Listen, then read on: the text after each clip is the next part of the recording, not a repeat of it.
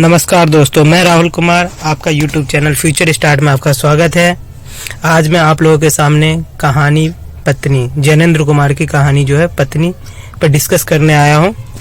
ये UP assistant के syllabus में लगा हुआ है और ये मतलब कि ये संक्षिप्त रूप में मैंने बताया है। इसका पात्र पहले बताया है, किस तरीके से उसकी कथा सार है, कुछ पंक्तियाँ हैं जो महत्वपूर्ण हैं, जो परीक्षा में पूछे जा सकते हैं, उस पर चर्चा करेंगे। कहानी पर जाने से पहले मैं जैनेंद्र कुमार के बारे में कुछ बताना चाहता हूँ, वो भी पेपर के लिए बहुत ही महत्वपूर्ण है। जैनेंद्र कुमार एक मनोविश्लेषण कहानीकार हैं। इनका जन्म 1905 में हुआ था। कहाँ हुआ था इनका जन्म? अलीगढ़ में हुआ था। जन्म जो है इनका कहाँ हुआ था? अलीगढ़।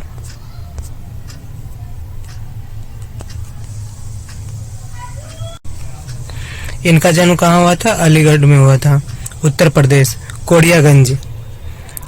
इनका जो शुरुआती नाम जो था, आरंभिक नाम था आनंदीलाल। ये 1912 में गुरुकुल में रहे और फिर ये बिजनौर चले गए थे।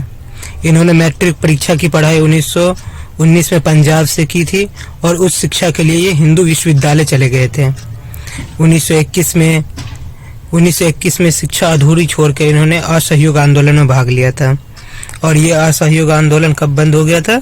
1922 में बंद भी हो गया था, क्योंकि ये चोरा चोरी कांड हुआ था, जिसके कारण ये असहयोग आंदोलन बंद हो गया था। दोस्तों, ये भी एक हमारा हिस्ट्री का एक पार्ट जो है यूपी असिस्टेंट में लगा हुआ है, तो असहयोग आंदोलन के बारे में भी क्वेश्चन आ सकता है, तो आप इसको भी नोट कर लीजिएगा।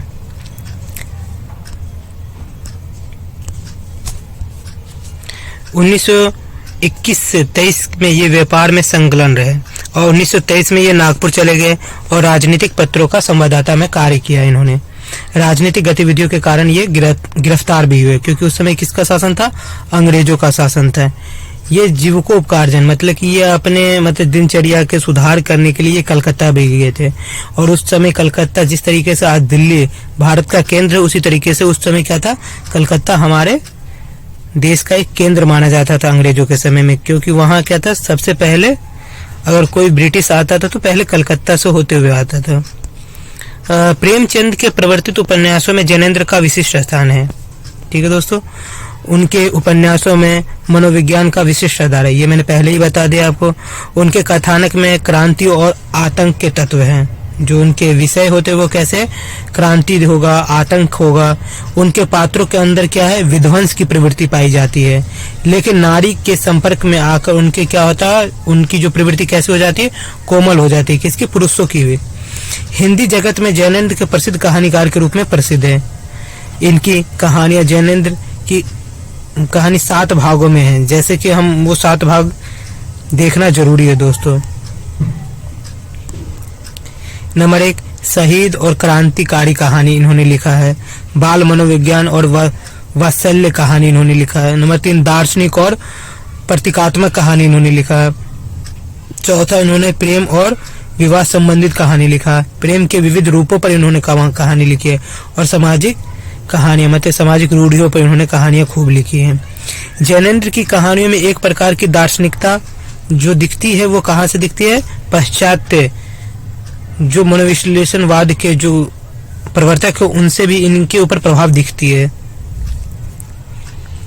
जैनेंद्र के कहानियों में धर्म की बात होती है दोस्तों। शिक्षा, नीति, आदर्श की बात है, ये जिसके लिए संस्कृत आख्यान और आख्या की पुरानी कहानियां कल्पना का सहारा लिया है। इनकी कहानियों में प्रतीकात्मक सांकेतिकता है। वे व्यक्तिवादी अधिक है और समाजवादी कम, मतलब कि इन्होंने व्यक्ति को अत्यधिक महत्व दिया, समाज को उतना महत्व नहीं दिया है। अध्यात्मवाद की भी बात अधिक करते हैं और ये भौतिकवाद की कम करते हैं। कहानी में उठाई गई समस्या स्थूल की अपेक्षा सूक्ष्म है, मतलब कि इन्होंने जो समस्या उठाई वो सूक्ष्म, मतलब कि छोटी से छोटी चीजों को इन्होंने क्या करा? कहानियों में उठाया है, केंद्र बनाया है। जैनेंद्र ने सामान्य मानव का नहीं बल्कि असामान्य मानव के सामान्य परिस्थिति का नहीं, असामान्य परिस्थिति का भी चित्रण किया है दोस्तों। अतः इनके कहानी पात्र कैसे हैं? अंतर्मुखी, विशिष्ट, अंतर्द्वंद से उलझे हुए रहते। इनका निधन कब हुआ था? 1988 में हुआ था दोस्तों। ठीक है, अब दोस्त कहानी पे आते हैं। कहानी पे पत्नी कहानी इनकी प्रसिद्ध कहानी है जो यूपी असिस्टेंट में लगा हुआ है दोस्तों। इनमें ज्यादा पात्र नहीं है, इनमें मात्र 2 पात्र है जो महत्वपूर्ण मुख्य पात्र, और जो पात्र है वो गौण पात्र है। पत्नी कहानी इनकी जो सबसे एक जो है पत्नी है कालिंदी चरण का, वो सुनंदा, वो कितने साल की, 20-22 साल की होगी। और ये जो सुनंदा जो है उनका पति कौन है, कालिंदी चरण। ठीक है दोस्तों, और सुनंदा का जो मतलब वो हमेशा शांत रहती थी, घर में रहती थी, ये व्यक्तित्व दिखाया गया है। वही कालिंदी चरण का व्यक्तित्व कैसा, उग्र नहीं है, ये उग्र प्रवृत्ति के नहीं थे, उदार व्यक्तित्व के समझे जाते थे। ये धीमा बोलते थे, विवेक का प्रतिनिधि है, उत्पाद पर अंकुश का काम करते थे। मतलब कि ये अपने, अगर देखा जाए तो ये भी कहानी में पूछा जाता है कि इनका व्यक्तित्व कैसा है। कई बार अगर ये चीज पूछा जाता है तो उस चीज को आप दर्शाइएगा। और इनके 3 मित्र हैं, कहानी इसी पर है। और कहानी का जो मेन केंद्र बिंदु क्या है मित्रों, कि ये 3 उनके मित्र हुए कालिंदी चरण का, और ये सिर्फ कालिंदी चरण, चारों मित्र क्या है, चर्चा कर रहे हैं, बात में चर्चा कर रहे हैं। और इस चर्चा में क्या है, चर्चा क्या है, देशोद्धार पर चर्चा चल रही है दोस्तों। ठीक है, अब इसका कथा सार के साथ साथ दोस्तों इसमें क्या है, जो कथा सार के साथ साथ आपको कुछ महत्वपूर्ण पंक्ति भी होगी, और उस घटना क्रम के आधार पर ये कहानी सार के रूप में।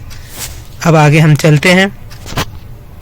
जैसे कि शहर के एक और तिरस्कृत मकान है, दूसरा तल्ला, जहां चौके में एक स्त्री अंगीठी सामने लिए बैठी है, अंगीठी के आगे राख रखी हुई जा रही है, वह जाने क्या सोच रही है। उसकी अवस्था कितनी है, 20-22 साल के लगभग होगी।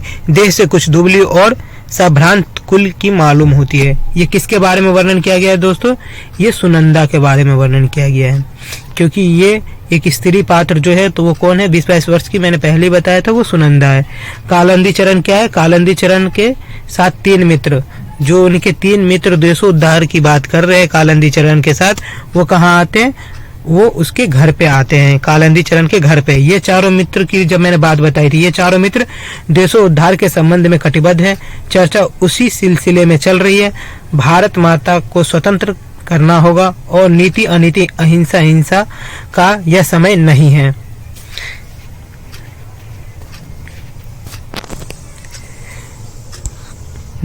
दूसरा क्या है, मीठी बातों से बाघ के मुंह में अपना सिर नहीं निकाला जा सकता, उस वक्त बाघ का मरना ही इलाज है। मतलब कि इनके जो दोस्त है वो कैसी बातें कर रहे हैं, मतलब कि क्रोध रूपी बात कर रहे हैं। जैसे कि कह रहे कि बाघ के मुंह में क्या, जीरा रखने से तो काम नहीं चलेगा, या तो बाघ को मारो या खुद ही लड़ लो।